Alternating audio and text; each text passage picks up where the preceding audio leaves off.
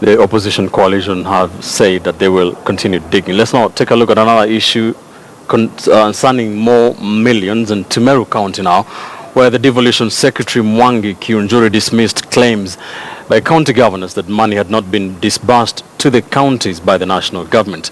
ATN senior reporter Carol Nderi is there and reports on day 2 of the 3rd Devolution Conference. Like Nakuru General Hospital. The deliberations of Thursday's sitting at the 3rd Devolution Conference centered on health and agriculture, key functions that can transform the lives of the citizenry if handled well by the county governments. And as the sessions went on, the Devolution Cabinet Secretary Mwangi Kiunjuri sought an opportunity to clarify the government's commitment to ensuring that devolution actually works as envisioned.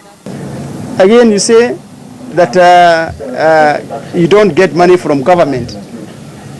But when there is no money, you're asking government for the money. Which is which? Yeah? Okay. Where do you get your money if you don't get your money from government? Where do you draw the money from? The Council of Governors chairperson, who is also the host of the event, however, defended his statements, saying that issues surrounding the financial model need to be resolved. This is just like the story of the equipment, where you are told the equipment is there and look around, you don't see it. If the money is there, maybe unless it was brought yesterday, unless the money was disbursed this week to his ministry, I don't know. But as far as I'm concerned, as a sign of good faith and wanting that money to come, we already agreed on that program. But we said we need to agree on the framework of disbursement.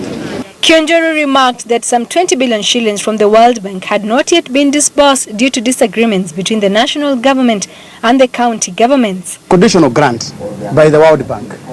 Yeah? And it is even very clear which percentage will go to the government and which percentage will go to the county government. But government has signed on its part. You should ask yourself who has not signed. By the way, we have signed for that money. So I don't even know what he's telling you. He's telling you we haven't. The 3rd Devolution Conference will come to a close on Saturday. The apparent antagony between the county governments and the national government itself needs to be resolved according to the stakeholders, because without them pulling in one direction, then devolution will not be a success story. Carol Nderi, KTN News, Meru County.